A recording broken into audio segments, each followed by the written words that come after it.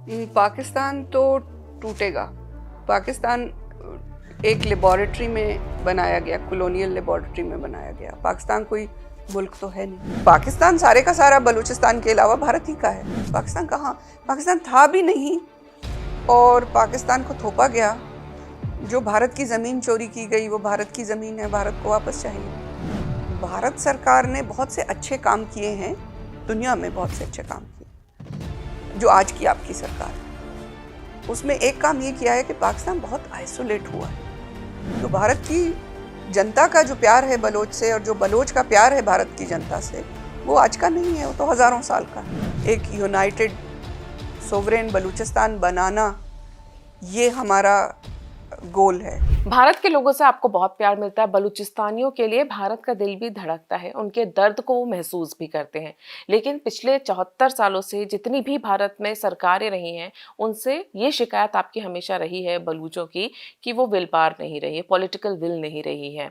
इस बार एक उम्मीद जगी थी जब आपने देखा था, बलूचिस्तान के भी लोग काफ़ी खुश हुए थे जब प्रधानमंत्री मोदी जी ने जब वहाँ पर लाल किले से बोला था, बलूचिस्तानों के पक्ष में बोला था। उसके बाद अब आज पाकिस्तान की भी हालत बहुत ख़राब है और हर कोई ये मानता है, भारत के अंदर भी ये मानता है कि एक ना एक दिन पाकिस्तान के भी 4 टुकड़े हो जाएंगे। ये भी कहा जाता है भारत के अंदर कि बलूचिस्तान अगला बांग्लादेश बनने जा रहा है। आपकी लड़ाई एक तरफ है, लेकिन भारत सरकार से जो आपकी उम्मीदें अपेक्षाएं हैं वो क्या है? पाकिस्तान तो टूटेगा। पाकिस्तान एक लेबॉरेटरी में बनाया गया, कॉलोनियल लेबॉरेटरी में बनाया गया। पाकिस्तान कोई मुल्क तो है नहीं। ना पाकिस्तान मुल्क के लिए बना होने के लिए, ना उसकी जो बुनियाद है, जो उसकी फाउंडेशन है, वो किसी मुल्क की, उसका सिस्टम किसी मुल्क का नहीं है, वो एक पैरासाइट का है। अब उसमें मसला ये है कि इंतज़ार करने में कि पाकिस्तान टूट जाएगा, उसमें नुकसान क्या है? इसमें यह है कि भारत सरकार ने बहुत से अच्छे काम किए हैं, दुनिया में बहुत से अच्छे काम किए जो आज की आपकी सरकार है। उसमें एक काम ये किया है कि पाकिस्तान बहुत आइसोलेट हुआ है। जो फॉरेन पॉलिसी रही है, पाकिस्तान बहुत आइसोलेट हुआ है। दुनिया को तो पता है पाकिस्तान डूबेगा। जिन्होंने बनाया है उन्हें पता है कि इसकी शेल्फ लाइफ ख़त्म हो गई है। पाकिस्तान के डूबने से पहले पहले उन्होंने अल्टरनेटिव बना लिए हैं। आप इंतज़ार में बैठे रहिए। उन्होंने Islamic state of greater Afghanistan के नक्शे काबुल में छाप दिए हैं। आप सबको पता है कि इस वक्त काबुल में जो सरकार बैठी है वो वेस्ट की या ख़ासकर अमेरिका की मर्ज़ी के बगैर नहीं है। वहाँ पर जब ये नक्शा ग्लोब में चौक पर लगा हुआ है, जिसमें आज का अफ़गानिस्तान, पाकिस्तानी ऑक्यूपाइड कश्मीर, बलूचिस्तान, दोनों पाकिस्तानी ऑक्यूपाइड और ईरानियन ऑक्यूपाइड, दोनों बलूचिस्तान उसमें है। हिंद सागर तक, पामीर से हिंद सागर तक जो नक्शा बना है वो अफगानिस्तान में नहीं बना। आप समझ रही हैं मेरी बात? बिल्कुल। तो आप इंतजार करते रहिए, लोगों के पास अल्टरनेट हैं। पाकिस्तान सारे का सारा बलूचिस्तान के अलावा भारत ही का है। और ये जो इस तरह की एक्सट्रीमिस्ट इस्लामाइजेशन का जो प्लान है हिंद सागर तक, उसके जो असरात भारत पर पड़ने वाले हैं और उसके जो असरात पूरे एशिया पे पड़ने वाले हैं, और अमेरिका भी इतना दूर नहीं है। तो इस तरह के जो अल्टरनेट हैं उनके सामने भारत को बहुत प्रोएक्टिव होकर अपना अल्टरनेट देने की ज़रूरत है। हमारे पास अपने बहुत पोटेंशियल्स हैं, पर भारत से ही क्यों गिला करते हैं? अपना समझते हैं तो गिला करते हैं। हमें अगर क्रोध आता है, गुस्सा आता है, तो इसलिए आता है कि हमारे अपने होकर हमारा दर्द नहीं सहते, नहीं बर्दाश्त करते, नहीं महसूस करते। हम अफगानिस्तान से भी लड़ते हैं, वो भी हमारे अपने हैं। हम उन्हें भी कहते हैं कि जब तुम पे बुरा वक्त आता है तो हमारे घर आते हो, हम पे बुरा वक्त आता है हम तुम्हारे घर जाते हैं। हमारे और अफगानिस्तान के दर्द भी ऐसे ही शरीक है। तो गिला अपनों से किया जाता है, गैरों से तो नहीं। हम क्यों चीन से नहीं गिला करते? हम क्यों अमेरिका से गिला नहीं करते? क्यों भारत से करते? तो भारत की जनता का जो प्यार है बलोच से और जो बलोच का प्यार है भारत की जनता से, वो आज का नहीं है, वो तो हजारों साल का है। डीएनए निकाल के टेस्ट कर लो भी तो एक ही निकलेगा। सभ्यता भी देखें तो जो हमारे मेहरगढ़ से जो बह रहा है, खुश्क पहाड़ों से जो चश्मा बह रहा है, वो मोहनजोदड़ो और कुमारी नाडो तक वही बह रहा है। तो वो हवा में तो नहीं आता, लोगों के साथ आता है। तो लोग आए हैं। इस सारी चीज को देखिए कैसे रखा जा सकता है। आपको लगता है ये लड़ाई अब बहुत जल्द खत्म होगी तो वो कैसे होगी? आपको जो आपका मकसद है, लक्ष्य है, जिसे लेके बलोच 75 साल से संघर्ष कर रहे हैं, वो किस तरह और कब पूरा होगा? देखिए, एक चीज तो हमें हमारे उस्तादों ने, हमारे बड़ों ने ये सिखाई है कि ये जो संघर्ष है ये कभी खत्म नहीं होता, ये लाइफस्टाइल है। क्योंकि लिबरेशन एक बार पाकिस्तान के या ईरान के हाथ से बलूचिस्तान को निकाल कर एक यूनाइटेड सोवरेन बलूचिस्तान बनाना, ये हमारा गोल है। पर हमारा विजन पूरी दुनिया है कि पूरी दुनिया के लोग अपने अपने घरों में, अपने अपने मुल्कों में, आज मुल्क इस तरह से हैं, कल नहीं थे, कल कैसे होंगे, पर जो इंसान रहते हैं, जो मानव जाति रहती है और जो दूसरी लाइफ की शक्लें हैं इस दुनिया में, उन सब के लिए सुख और चैन पहुंचाने में अपना कंट्रीब्यूशन देते रहना, ये संघर्ष कभी खत्म नहीं होगा। जब तक हम हैं, जब तक हमारे बाद आने वाले हैं, ये चलता रहेगा। और इसे हमें अपने बच्चों को, अपने आने वाली पीढ़ियों को सिखाते हुए चलना है। तो ये है कि बलूचिस्तान की आज़ादी, एक डेमोक्रेटिक बलूचिस्तान, एक बलूचिस्तान जहाँ पर 60 मिलियन बलोच जो आज दरपदर हैं, बाहर हैं, हम सब एक साथ हों, रहें वापस आकर, और यहाँ पर इक्वालिटी हो।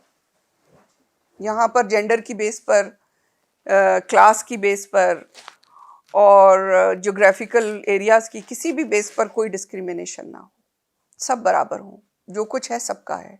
और फिर इसको अपने नेबर्स के साथ शेयर करो, अपने नेबर्स के साथ प्यार से रहो। और ये जो बॉर्डर्स हैं, ये बॉर्डर्स स्वीट बॉर्डर्स हैं, में बदल जाएं, जहाँ पे सेनाएं खड़ी हैं, जहाँ लाइंस ऑफ कंट्रोल्स हैं, वहाँ पे लोग एक दूसरे को पानी पिलाएं, एक दूसरे को फूल पेश करें, एक दूसरे को खाना खिलाएं, एक दूसरे को बुलाएं।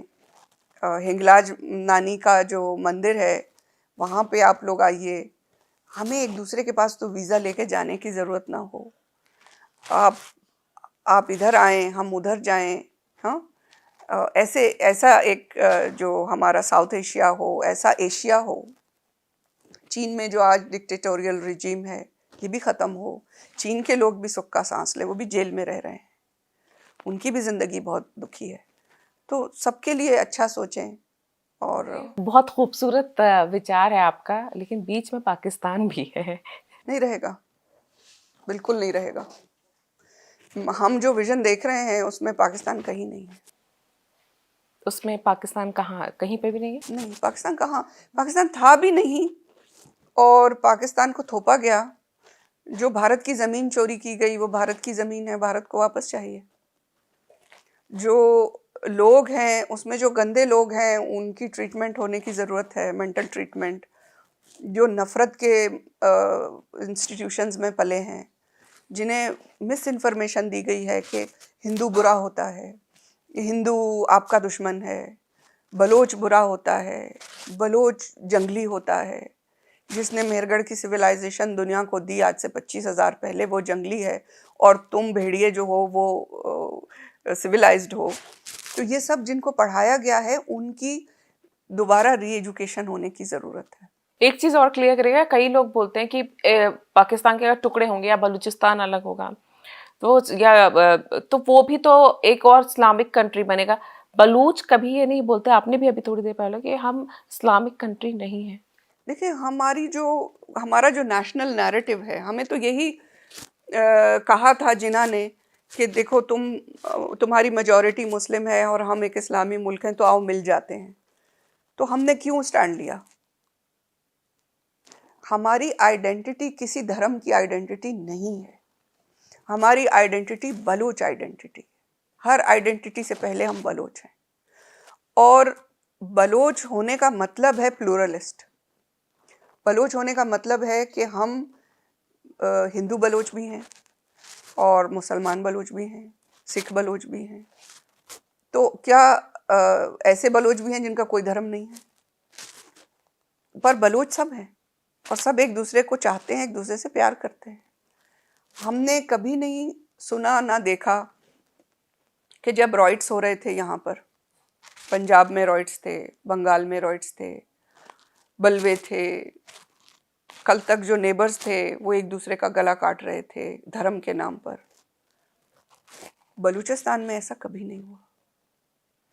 हमारे जो हिंदू बलोच हैं उनका गला काटने के लिए जब कभी कोई पाकिस्तानी बलवाई आए हैं तो उनके सामने बलोच खड़े हुए हैं और बलवाइयों ने फिर वही जिना वाली बात की, तुम भी मुस्लिम हम भी मुस्लिम, तुम हिंदू के लिए हमसे क्यों लड़ रहे हो? हम तुम्हें नहीं जानते तुम कौन हो, पर हम और हमारा हिंदू बलोच हम तो हजारों साल से साथ हैं। हमारा गम और हमारी खुशी तो हजारों साल से एक है, हमारी इज्जत और हमारी बेइज्जती तो एक है। तुम कौन हो? तो बलोच को तो अभी लोग जानते ही नहीं है।